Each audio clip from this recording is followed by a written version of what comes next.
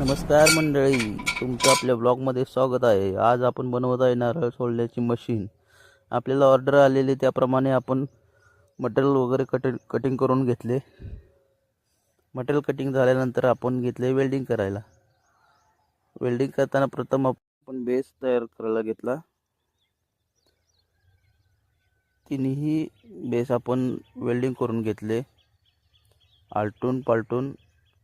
त्यानंतर आपण घेतली बॉक्स पाईप वेल्डिंग करायला।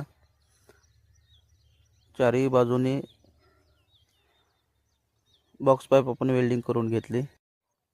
तसेच तिन्ही पाईपी आपण वेल्डिंग करून घेतल्या। त्यानंतर आपण घेतला बेस जोडायला। बेस जोडत असताना त्याला गुन्ह्यामध्ये वळंबामध्ये व्यवस्थितरित्या यावे म्हणूनसाठी प्रयत्न करायचा।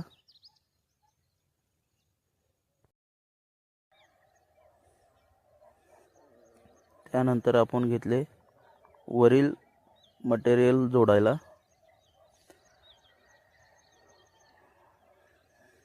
ह्या आहेत दरवाजाला सेफ्टी डोअरला आपण ज्या कड्या बसवतो त्याच्या त्या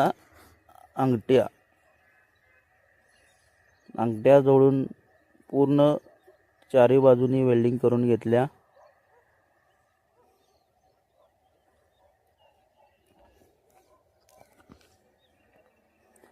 वेल्डिंग करून झाल्यानंतर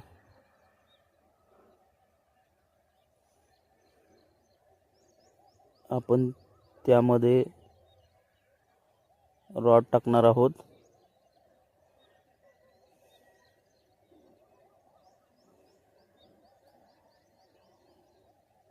रॉड टाकून एका बाजूला त्याला एक 12 mm चा स्क्वेअर बार टाकला। त्यानंतर आपले तिन्ही स्टँड करून झालेत रेडी। त्यानंतर आपण त्याच्यावरती ट्राय करून घेतला। ट्रायल व्यवस्थितरित्या पार पडला। त्यानंतर कलर करून घेतला।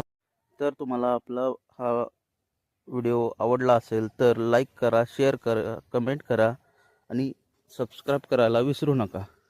धन्यवाद।